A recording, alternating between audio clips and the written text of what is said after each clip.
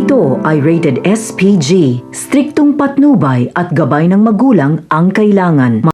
Isang mapagpalang araw mga kapamilya, saan dadalhin ni Tanggol si Commissioner Medina matapos niyang mapatumba si Miguelito? Well, pakaabangan natin yan sa dulo ng bidyong ito. Desperadong desperado na si Rigor, kaya tahasan niyang sinabi na pinahihintulutan niya ang paggamit ng dahas upang ipakita ang lakas at pwersa ng buong kapulisan sa lahat ng mga nagtatangkang pabagsakin ang Administrasyong Guerrero. Kaagad namang kumilos ang hepe at intusan niya ang mga kasamahan na pigilan ang mga nagpoprotesta at huwag mag-atubiling gumamit ng pwersa kahit sino pa man ang mga ito. Ibig sabihin, maaaring dumanak ng dugo sa nangyayaring kaguluhan. Agad namang ibinalita ni Abet ang nangyayaring kaguluhan at ang paggamit ng dahas ng mga kapulisan.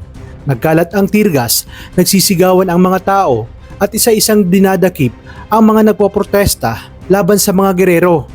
Habang si Miguelito naman ay umalis na para puntahan si Commissioner at ang hindi niya alam ay nakaabang lang si Tanggol at kitang-kita nila kung gaano kagalit ang mga tao sa mga Guerrero. Nagawa pa nga nitong tawagin na hampas lupa ang mga ito.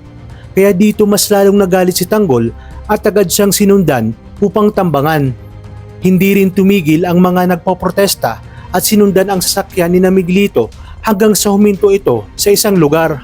At nakisabay din si Tanggol sa kaguluhan upang hindi sila mahalata.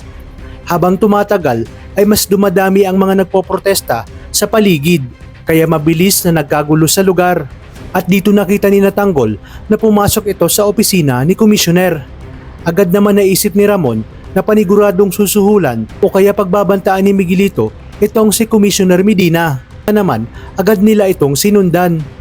Pagdating ni Miguelito ay sinabi niya na kinakailangan mabago ang resulta at hindi dapat malaman ng mga tao na si Tanggol ang totoong nanalong mayor. Ngunit hindi niya alam na si Commissioner ay may paninindigan at hindi nababayaran kahit anumang salapi. Tahasang sinabi ni Commissioner na hindi siya tumatanggap ng suhol dahil ayaw niyang patungan pa ng panibagong kasinungalingan ang isa pang kasinungalingan.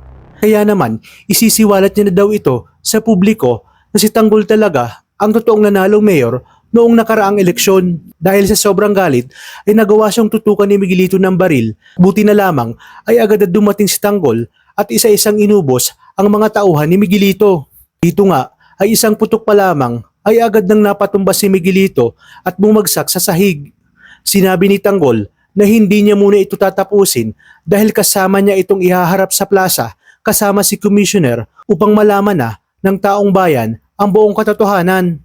Kaya naman dito, wala nang makakapigil sa patuloy na paglabas ng katotohanan at pagbagsak ng mga Guerrero.